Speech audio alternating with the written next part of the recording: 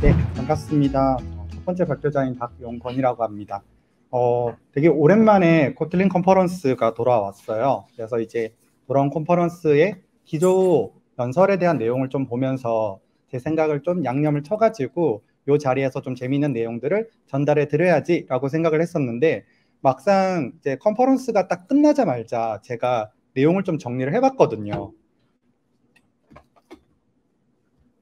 한 A4 용지 한 5페이지에 걸쳐서 이제 기조연설의 내용을 되게 예쁘게 한번 정리를 해봤어요. 그리고 이 내용을 이제 발표 내용으로 예쁘게 만들면 되겠다라고 생각을 했는데 며칠 전에 코틀린 컨퍼런스의 공식 페이지에 블로그에 글이 올라왔더라고요.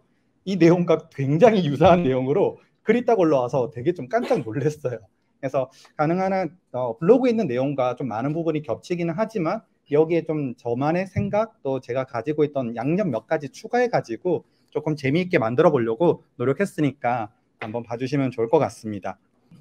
지난 4월 12일을 시작으로 이제 코틀린 컨퍼런스가 시작됐고 글로벌 컨퍼런스다 보니까 각종 나라를 돌아다니면서 이런 조그마한 미덕들의 행사가 함께 열리고 있는 걸로 알고 있어요. 기조연설 때는 기조연설의 내용과 함께 이 컨퍼런스는 실제 한 90개에 가까운 세션들이 진행이 된 걸로 제가 알고 있거든요. 그 내용들을 좀 살펴보니까 이제 코틀린 2.0에 대한 내용들 그리고 새로운 컴파일러에 대한 소식들 멀티 플랫폼이나 이제 웹이나 백엔드 개발에 대한 내용들이 좀 눈에 많이 들어왔던 것 같아요. 아무래도 제가 백엔드 엔지니어이다 보니까 좀 그런 것들이 눈에 더 많이 들어왔던 것 같습니다. 오늘 이 자리에서는 이제 기조연설에 대한 내용들을 좀 가볍게 한번 전달을 해드리려고 합니다. 네, 반갑습니다. 저는 박용권이라고 하고요. 지금 당근마켓에서 동네생활이라는 프로덕트를 개발하고 있는 백엔드 엔지니어이자 동시에 실 전체의 개발의 역할을 담당을 하고 있기도 합니다. 제가 좀 특징이 있는데요. 말이 좀 많습니다. 그리고 시간이 부족하다 싶으면 갑자기 1.5배속이나 2배속으로 막 플레이를 시키기도 해요. 그래서 그런 부분 참고해 주시면 좋을 것 같고요. 제가 뜬금없이 갑자기 커밋 로그를 하나 딱 보여드렸는데 사실 제가 한 12년 가까이 자바와 스프링이라고 하는 기술을 기반으로 주로 백엔드의 시스템들을 만들어 오는 일을 많이 했었어요. 그러다가 당근마켓에 합류하면서부터 코틀린이라는 언어를 쓰기 시작했고 그렇게 쓰기 시작한 지 얼마나 됐지? 하고 이제 프로젝트의 커밋 로그를 한번 딱 열어봤거든요. 18개월 정도가 흘렀더라고요. 이제 그 사이에 이제 저도 꽤나 이제 코틀린이라는 언어에 좀 익숙해졌고 코틀린만이 가지고 있는 여러 가지 기능들을 좀 쓰고 있는 걸 보면서 진짜 이 언어가 가지고 있는 무궁무진한 장점들이 되게 많구나라는 걸 좀 많이 느꼈던 것 같아요. 저뿐만이 아니라 많은 분들이 그런 걸 느끼셨던 것 같아요. 기조연설을 보니까 한 100만 개가 넘는 프로젝트들이 깃허브에서 코틀린이라는 언어를 쓰고 있다라고 하더라고요. 그리고 코틀린 멀티 플랫폼을 기반으로 만들어지고 있는 라이브러리들이 지난 한 해 동안 한 60% 정도가 증가했다고 해요. 정말 급격한 속도로 많이 증가하고 있구나라는 걸 느낄 수 있었고요. 그 증가 속도 또한 계속해서 빨라지고 있다고 합니다. 이 코틀린의 사용자들의 한 86% 정도가 이 코틀린이라는 언어에 대해서 되게 만족한다라고 하고요. 그 중에서 안드로이드로 이걸 좀 한정시키면은 97%에 가까운 사용자들이 코틀린이라는 언어를 가지고 굉장히 만족스러워한다라는 설문이 있었다고 합니다. 상위 1000개의 안드로이드 앱을 기준으로 좀 설문조사를 한 내용이 있는데 한 95% 이상이 다 코틀린을 사용을 하고 있다라고 하고요. 또 21% 이상이 제트팩 컴포즈라고 하는 프레임워크를 쓰고 있다고 하기도 합니다. 아마 이제 안드로이드 엔지니어 분들에게는 제트팩 컴포즈가 좀 익숙하실 것 같고 또 한 번도 들어보지 못한 분들도 있으실 것 같아요. 그 부분은 제가 진행하면서 조금 소개시켜 드려 보도록 할게요. 이건 이제 코틀린이 전 세계를 대상으로 이제 설문조사를 한 내용이라면 당근마켓 안에서는 코틀린을 좀 어떻게 쓰고 있는지 참 궁금해가지고 저희 회사의 저장소를 좀 뒤져봤어요. 그래서 저희 회사의 저장소를 전체를 좀 뒤져서 언어별로 퍼센테이지 사용량을 좀 봤더니 확실히 조금 압도적으로 타입스크립트가 좀 많았고요. 그리고 그 뒤를 이어서 고랭이 가고 있고 그리고 그 뒤를 이어서 코틀린이 차지를 하고 있긴 하더라고요. 그래서 당근마켓 전사를 기준으로 보니까 저장소 기준으로 한 10% 정도가 쓰고 있고 당근마켓에서는 아직까지 멀티 플랫폼을 쓰고 있지는 않아요. 근데 이제 멀티 플랫폼이 가지고 있는 여러 가지 장점들을 이제 많은 엔지니어들이 염두에 두고 있어서 이런저런 여러 가지 도전을 조금씩 해보고 있는 상황이긴 해서 1%라고 제가 한번 표현을 해봤습니다. 코틀린은 개발자에게 좀 더 나은 경험을 제공하기 위해서 계속해서 좀 발전하고 있는 언어 중에 하나인데요. 이 새로운 컴파일러의 개발은 그 중에 좀 하나라고 볼 수 있을 것 같아요. 아마도 코틀린을 쓰는 분들은 대부분 다 느끼실 것 같은데 그 특유의 컴파일 속도가 느리다라는 게 항상 불만으로 많이 언급이 됐었어요. 그래서 이 컴파일러, 새로운 컴파일러를 개발할 거고 특히나 그 중에서 이 컴파일러의 프론트엔드 영역을 완전히 개선하는 데 좀 집중을 많이 했다고 합니다. 이렇게 새롭게 만들어지는 컴파일러가 K2라고 불리우고 있고요. 이 K2 컴파일러는 기존에 사용하는 컴파일러보다 2배 이상 빠른 속도를 보여준다고 해요. 이 K2 컴파일러의 경우에는 현재 프리뷰 버전으로 나와 있긴 하지만은 실제 정식 버전에 대한 출시는 2.0과 함께 출시가 된다고 합니다. 이게 올해에 될지 아니면 내년에 될지까지는 아직까지는 조금은 불투명한 것 같아요. 하지만 멀지 않은 미래에 아마 코틀린 2.0을 새로운 컴파일러와 함께 만나보실 수 있을 것 같아요. 새로운 컴파일러를 현재 프리뷰 버전으로 만나보실 수도 있다고 말을 해줬어요. 그래서 좀 찾아봤더니 1.8.2, 1.8.2.0 이상 버전과 그 1.8.1.0 이하, 그냥 1.8.0이죠. 이하 버전에서 사용하는 방식이 조금 다르더라고요. 1.8.2.0 이상 버전에서는 소스 세트에서 랭귀지 버전을 설정을 하시면 되고요. 그 이하 버전에서는 실제로 컴파일 태스크에다가 어떤 K2 컴파일러를 쓰겠다라고 설정을 해주시면은 실제로 조금 더 빨리 컴파일러를 만나보실 수 있을 것 같습니다. 아마도 이제 지금은 저희들이 대부분 다 1.8을 쓰고 계실 거라고 제가 알고 있는데 1.9 버전이 멀지 않은 미래에 나올 것 같고 2.0의 경우에는 자연스럽게 1.9에서 2.0으로 넘어갈 수 있도록 준비를 되게 많이 하고 있다고 합니다. 그러면서 2.0 출시 이후에 2.0과 함께는 아닌 것 같아요. 2.0이 출시된 다음부터 새로운 문법들을 좀 소개를 해주겠다라고 해요. 제가 이제 폰트 썸이라는 그 새로운 폰트를 써가지고 이 앞쪽에 좀 꾸몄는데 실제로 장표를 옮기는 과정에서 좀 깨진 것들이 있는 것 같아요. 이 부분 양해 부탁드릴게요.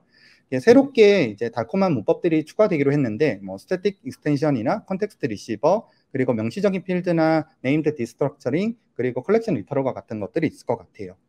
이 모든 것들은 다 오픈소스 기반으로 제공되고 있는 코틀린이기 때문에 다 이슈 트래커에서 어떻게 얘네들이 만들어지고 있는지 이 명세들이 어떻게 구성되고 있는 건지도 다 보실 수가 있어요. 그래서 제가 이슈 트래커의 버전들도 다 장표 속에 포함시켜 놨거든요. 나중에 궁금하시면 한번 찾아가 보시면 특히나 저 스태틱 익스텐션과 관련해서는 굉장히 논란거리들이 많더라고요. 이렇게 하는 게 맞냐 아니냐부터 시작해가지고 2가지 이상의 버전이 지금 나와 있는 상태에서 사실 오늘 제가 소개시켜 드리는 것도 확정이 아닐 겁니다. 아마 이런 식으로 추가될 것 같은데 아닐 수도 있어 정도의 느낌으로 보시는 게 좋을 것 같아요.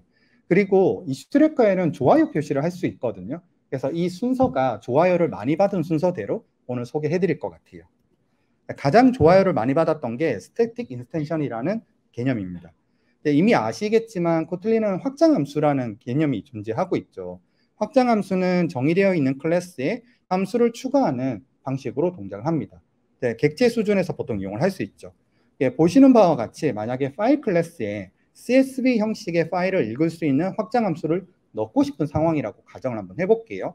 그렇다면은 아마도 이런 방식으로 구성을 해줄 수 있을 겁니다. 파일 객체 컴패니언 오브젝트를 통해서 read CSV라고 하는 확장함수를 작성을 할 수도 있겠죠. 이걸 작성을 하기 위해서는 반드시 컴패니언 오브젝트가 필요하겠죠.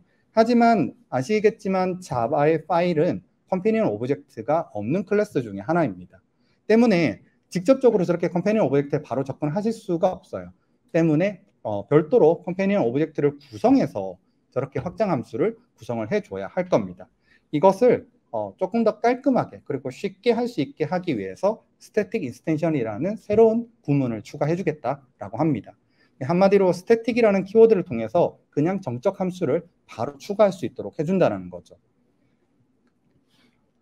이어서 명시적인 필드라고 하는 것들을 하나 소개해 드릴 텐데요. 이렇게 비공개 필드를 제어하기 위해서 이런 형태의 구조로 코드를 작성해 본 경험이 있으신가요? 이제 언더바 멤버스의 경우에는 프라이빗으로 구성되어 있죠. 한마디로 외부에서 접근할 수 있도록 비공개로 되어 있고 뮤터블 타입의 컬렉션으로 구성을 해뒀어요. 그리고 이 뮤터블 타입의 컬렉션에 값을 추가하거나 제거하기 위해서 미덥이라는 외부의 클래스에서 함수를 제공해서 그런 것들을 제어하기로 결정을 했다고 해볼게요.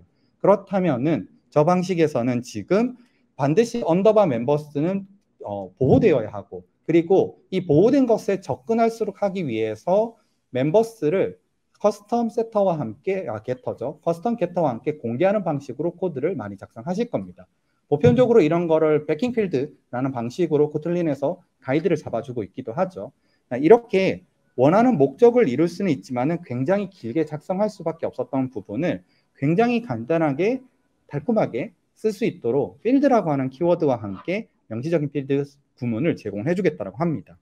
저렇게 필드 키워드를 이용해서 가볍게 실제로 비공개 필드를 보호하면서도 공개되어야 하는 부분들을 쉽게 공개할 수 있도록 하는 구문이 추가가 된다고 합니다. 컨텍스트 리시버에 대한 내용도 있었어요. 아마 아시는 분들은 아시겠지만 이 컨텍스트 리시버라고 하는 개념은 실제로 코틀린 1.6 버전쯤에 프리뷰 버전으로 공개가 되었던 구문이에요. 근데 이제 조금 불안정한 부분들 때문에 아직 명확하게 공개되어서 사용을 하지 못하는 상황이다가 2.0 출시 이후에 조금 더 설계를 재설계하고 안정된 버전으로 출시를 하겠다라고 합니다. 아마 이 기능을 기다리시는 분들도 많을 것 같은데요. 2.0 이후로는 아마 원활하게 쓰실 수 있지 않을까라는 생각이 듭니다.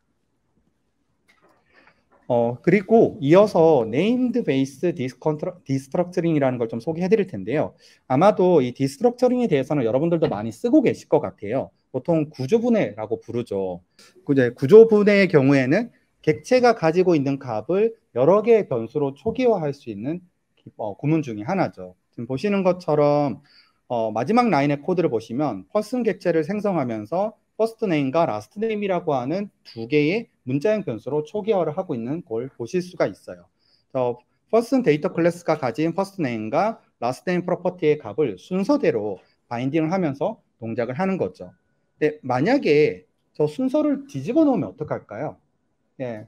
실제로는 먼저 퍼스트 네임이 나오고 라스트 네임이 나야 되지만은 변수를 초기화하는 과정에서 제가 라스트 네임을 먼저 선언하고 퍼스트 네임을 선언하면 아마도 생각하시는 그대로 값이 뒤집혀서 나올 겁니다. 이거는 사람이 실수할 수 있는 영역이죠.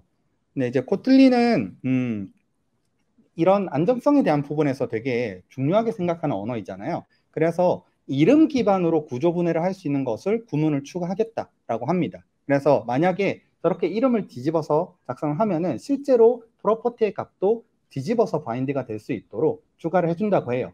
지금은 그냥 아직은 구문이 추가되지 않은 상황에서 작성하시면 실제로 값이 뒤집혀서 들어가고요. 하지만 다행스럽게도 인텔리지가 알려줍니다. 이거 값 뒤집힌 것 같은데 너 잘못 작성한 거 아니야? 라고 ID 수준에서 도움을 지금은 받으실 수는 있어요. 예, 마지막이에요. 저희가 리스트나 세커 같은 콜렉션을 생성할 때는 어떻게 하고 있나요? 보통 아마도 대부분 다 콜렉션 프레임워크에서 제공해주는 콜렉션 함수인 리스트 오브라던가 셋 오브와 같은 메서드들을 쓰고 계실 것 같아요. 이 부분을 2.0에서는 대괄호를 사용해서 콜렉션을 구성하고 간단하게 쓰실 수 있는 형태의 구분이 추가가 된다고 합니다. 오늘 소개한 것들은 코틀린 팀에서 굉장히 지금 열심히 만들고 있는 기능들이다 라고 생각해 주시면 되고, 실제로는 2.0 출시하고 나서 천천히 도입이 된다고 해요. 이슈 트래커 보시면서 언제쯤 도입되는지 이런 거 보시면 프리뷰 버전 같은 것들은 맛보실 수 있을 것 같습니다. 다들 아시겠지만 코틀린은 멀티 플랫폼 프로그래밍 언어이죠. 이제 JVM은 이미 너무나도 잘 지원하고 있고 안드로이드 또한 마찬가지로 잘 지원하고 있습니다.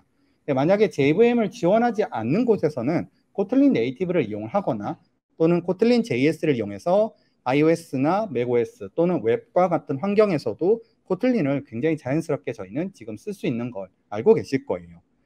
자, 이렇게 멀티 플랫폼의 특징을 이용하시면 하나의 코틀린 코드를 공유하는 코드 베이스로부터 모바일, 웹, 데스크톱, 그리고 서버에 이르기까지 굉장히 그 영역이 넓은 멀티 플랫폼 애플리케이션을 만드실 수가 있어요. 이제 코틀린 멀티 플랫폼이 모르는 분들이 있을 수도 있으니까 제가 앞 광고 하나만 할게요. 예. 이 프로그램에서 만나실 수 있는 광고 있고요. 제가 만든 강의입니다. 여기서는 이 강의에서는 코틀린 멀티 플랫폼이 뭔지 좀 더 깊이 있게 설명해 드리고, 이걸 이용해 가지고 풀스택 웹 애플리케이션을 만드는 과정을 한번 보여드려요. 어떤 거냐면은 그냥 서버 사이드는 스프링이라고 하는 기술을 이용해서 웹 API를 제공해주는 서버를 하나 만들고요. 클라이언트 사이드는 코틀린 JS를 이용해 가지고 리액트 기반으로 애플리케이션을 만드는 과정을 이 강의를 통해서 슬쩍 엿보실 수 있어요. 예, 앞 광고 한번 잠깐 드렸고요. 이 앞 광고에서 소개해드린 강의는 코틀린 멀티 플랫폼의 알파 버전으로 진행을 하고 있어요. 지금 연도로 순으로 보시면 안 되겠지만 작년까지만 하더라도 이 코틀린 멀티 플랫폼은 알파 버전이었습니다. 근데 이제 올해 즉 2023년에 베타 버전으로 현재 지금 출시가 되어 있는 상태에 있고요. 2024년에는 안정 단계로 출시를 목표로 하고 있다고 해요. 코틀린의 경우에는 어떻게 자기들이 가진 새로운 기술들을 이렇게 공개할 때 총 4단계에 걸쳐서 공개를 하거든요. 그래서 실험 단계, 알파 단계, 베타 단계, 안정 단계입니다. 이런 식으로 순서가 출시가 되니까 지금 쓰고 계신 기술이 어느 단계에 있는 기술인지 잘 보시고 쓰시는 것도 되게 중요할 것 같습니다. 제가 기조연설 보면서 되게 좀 흥분했던 포인트가 이제 이 내용인데요. 바로 이제 안드로이드나 데스크톱을 넘어서 iOS나 웹의 영역까지 컴포즈를 할 수 있다는 거였었어요. 컴포즈를 할 수 있다니 도대체 이게 무슨 말이냐라고 생각하실 것 같아서 간단하게 컴포즈를 좀 소개해드리면은 컴포즈는 바로 컴포즈 멀티 플랫폼 UI 프레임워크를 의미합니다. 여러 플랫폼에서 UI를 공유할 수 있는 선언형 프레임워크이고요. 이 코틀린 및 제트팩 컴포즈라고 하는 프레임워크를 기반으로 만들었습니다. 사용자 즉 유저 인터페이스를 한 번만 빌드한 다음에 안드로이드, iOS, 데스크톱, 웹에 이르기까지 모든 플랫폼에서 쓸 수 있는 기술이라고 생각해 주시면 되고요. 아마도 이걸로 설명해 드리면 더 편하겠죠. 플러터, 리액트 네이티브라고 소개해 드리면 좀 더 이해하기 쉬우실 것 같아요. 자, 그 두 프레임워크가 싸우고 있는 전장에 코틀린이 발을 들였습니다. 이제는 같이 싸우자 이거죠. 나도 이제 끼겠다라고 선언을 한 느낌이었어요. 죄송해요. 이 컴포즈 웹과 같은 경우가 조금 특색이 있다라고 생각이 들었는데 제가 알고 있기로는 원래 컴포즈 웹이 실험 버전으로 계속 여러 가지 시도를 하고 있었어요. 근데 그때만 하더라도 코틀린 JS를 기준으로 즉 코틀린 코드를 짜면은 이거를 자바스크립트로 컴파일을 해서 동작시키는 방식으로 접근을 하고 있었거든요. 근데 이번 발표를 들어보니까 코틀린 컴포즈4 웹을 출시하면서 실험 버전으로 낼 거다. 그리고 이 실험 버전에는 코틀린 JS가 아니라 웹 어셈블리라고 하는 기술을 우리는 이용해서 웹 기술을 구현할 거다라고 말을 하더라고요. 이 웹 어셈블리는 소스 코드를 컴파일해서 브라우저나 브라우저에서 이제 빠르게 실행되는 바이너리 형식으로 만드는 거라고 생각해 주시면 되고요. 이를 통하면은 기존의 C나 C++ 또는 러스트와 같은 언어로 작성된 코드를 웹 브라우저 위에서 바로 실행할 수 있다라고 생각해 주시면 될 것 같아요. 이 자바스크립트만으로는 좀 어려웠던 굉장히 고성능이 필요한 케이스, 그것을 웹 브라우저 위에서 바로 실행시킬 수 있는 방식이라고 생각해 주시면 될 것 같고, 코틀린의 경우에도 2016년도부터 끊임없이 이 웹 어셈블리에 계속 관심을 가지고 여러 가지 시도를 해왔다고 해요. 그리고 그 첫 번째 결과물을 아마도 컴포즈4 웹이라는 이름으로 처음으로 세상에 내보인 것 같습니다. 이렇게 그냥 단순히 소개만 해드리면 뭔가 재미가 없으니까 네. 이렇게 잘 들리는 것 같습니다. 그냥 단순히 이렇게 소개만 해드리면 재미가 없을 것 같으니까 제가 코드를 좀 한번 준비를 해봤습니다. 네, 저는 코틀린 멀티 플랫폼에 좀 많이 관심이 있는 편이고 꾸준히 이렇게 계속 지켜봐 왔었거든요. 그리고 이번에 컴포즈가 이제는 더 넓은 범위의 플랫폼을 지원해주겠다라고 말씀을 해주셔가지고 간단한 토이 프로젝트를 만들어보면 좋겠다라고 생각이 들었어요. 그래서 이제 토이 프로젝트를 시작을 하는데 생각보다 회사 업무가 너무 많은 거예요. 그래서 기능을 좀 여러 개를 붙여봐야지 하다가 결국 많이는 못 붙였습니다. 그래서 사실 헬로 월드 수준밖에 되지 않는 토이 프로젝트를 해보지 못했는데 그렇지만 흥미로울 수 있으니까 한번 보여드리도록 할게요. 자, 이 프로젝트는 코틀린 멀티 플랫폼과 컴포즈 두 모두 사용할 겁니다. 이 하나의 프로젝트에서 서버, 웹, 데스크톱, 안드로이드, iOS까지 다 지원하도록 하나의 프로젝트로 구성을 했어요. 네, 코틀린은 1.8.2.0 버전, 20 버전을 사용을 했고요. 컴포즈는 1.4.0 버전을 쓸 건데요. 웹 어셈블리를 지원해주는 실험 버전을 사용을 하도록 구성을 해뒀습니다. 네, 이 멀티 플랫폼은 특히 이제 어떤 특정 모듈을 들어가시면은 대상 플랫폼별로 소스 코드를 구성하도록 하는 게 이 멀티 플랫폼의 특징이거든요. 보시는 것처럼 커먼 프로젝트에는 모든 플랫폼이 사용할 비즈니스 논리와 UI 코드를 주어놨습니다. 보시는 바와 같이 안드로이드, iOS, JVM, 웹 어셈블리와 같은 소스 코드들이 구성되어 있는 걸 보실 수 있어요. 먼저 커먼 프로젝트부터 깊이 있게 좀 살펴볼게요. 커먼 프로젝트에 작성되어 있는 그리팅 오퍼레이션이라고 하는 유스 케이스입니다. 이 유스 케이스는 단순히 유저 네임이라고 하는 문자를 입력받아서 인사말을 출력한다라고 하는 되게 단순한 유스 케이스를 가지고 있어요. 그리고 이 유스 케이스 인터페이스의 구현체를 두 가지를 준비해 봤습니다. 첫 번째 구현체는 그냥 로컬이에요. 그러니까 문자일이 들어오면 그걸 바로 재조립해서 출력하는 거예요. 두 번째 구현체는 HTTP로 웹 API를 호출해서 그 결과값을 출력하는 방식으로 만들었어요. 즉 로컬 버전과 리모트 버전을 지금 구성을 해둔 거죠. 그리고 컴포즈 앱을 하나 구성을 해뒀습니다.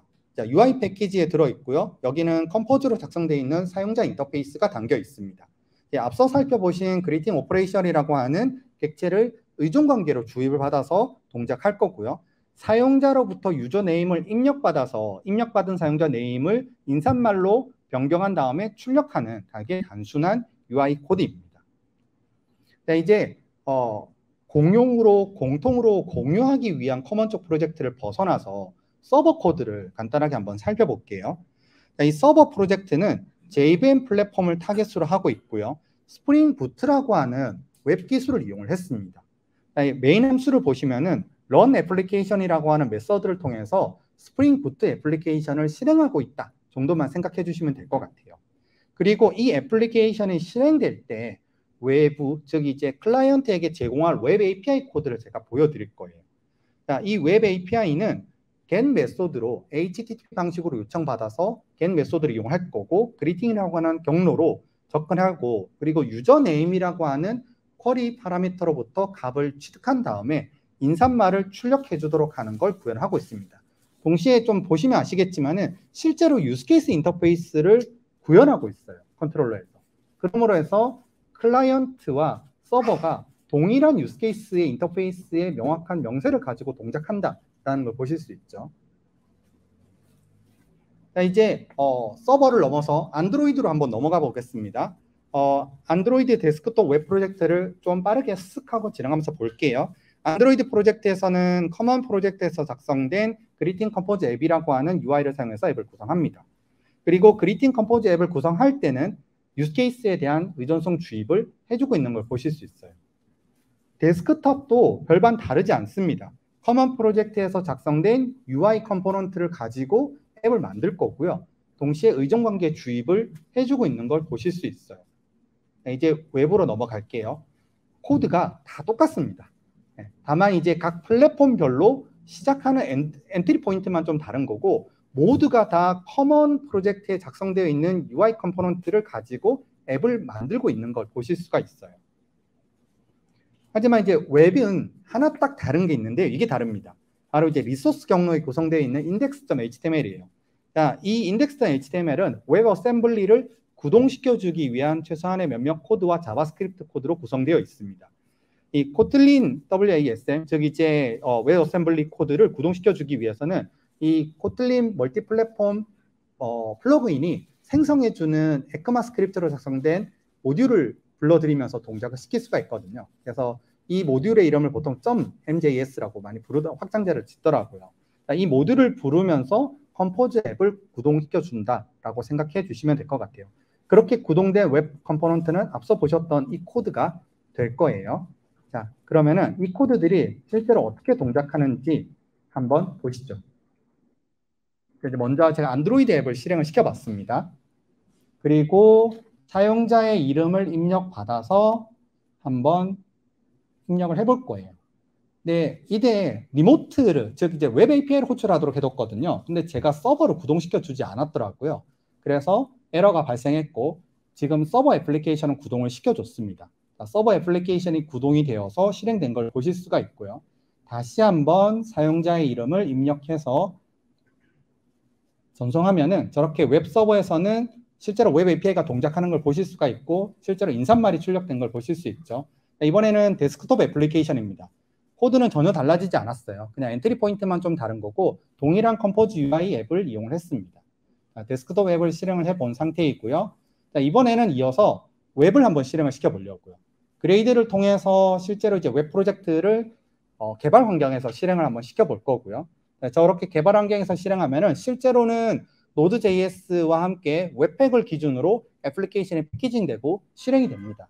그리고 크롬 브라우저를 통해서 지금 로컬 서버에 접근했고 결과적으로는 저렇게 웹 애플리케이션이 동작하는 것까지 보실 수가 있습니다. 자, 이제는 iOS로 넘어갈게요. 제가 안드로이드 데스크톱 웹을 보여드렸죠. 안드로이드 데스크톱 웹의 경우에는 모두 코틀린 코드를 벗어나지 않고 다 해결을 했습니다. 근데 iOS는 조금 달라요. iOS는 그 특유의 되게 좀 폐쇄적인 플랫폼을 가지고 있고 또 스위프트라고 하는 iOS만의 코드를 좀 같이 겸용해서 쓸 필요가 있기 때문에 이 코틀린의 세상 안에서만 모든 걸 다 해결할 수는 없어요. 그 부분을 좀 보여드리도록 하겠습니다. 자, 먼저 아직은 코틀린 코드입니다. 커먼 프로젝트에 준비되어 있는 main.ios.kt라고 하는 코틀린의 코드이고요. 이 코틀린이 iOS 플랫폼을 위해서 준비해둔 UIKit 라이브러리 이용해서 컴포즈 앱을 구성을 해준 걸 보실 수가 있습니다. 네, 다른 앱들과 마찬가지로 커먼 프로젝트에 작성되어 있는 거를 이용해서 UI를 구성하는 걸 보실 수가 있어요. 그리고 이거를 코코아 팟이라고 하는 엑스코드 특유의 의존성 관리 도구를 이용해서 추가하는 부분에 대한 그레이드 플러그인이고요. 이걸 이용해서 모든 게 구성이 되고 나면은 지금 보시는 것처럼 엑스코드를 실행시켜 봤어요. 이 엑스코드를 보시면은 좌측 프로젝트 창에는 커먼 프로젝트라는 게 추가되어 있죠. 그리고 실제로 커먼 프로젝트에 커먼 모듈을 임포트 시키고 메인 뷰 컨트롤러를 이용해서 iOS 앱을 구동하는 것을 보실 수가 있어요. 중간에 뷰를 구성하는 코드가 잠깐 보이실 겁니다. 이 프로젝트를 한번 제가 실행시켜 보도록 하겠습니다. 엑스코드를 통해서 iOS 시뮬레이터를 이용해서 실행을 해보는 코드 있고요. 실제로 빌드가 되고 있고 빌드가 끝나면 이렇게 시뮬레이터를 통해서 앱이 실행이 되고요. 실제로 보신 모습은 안드로이드의 모습과 별반 다르지 않다라는 걸 보실 수가 있죠.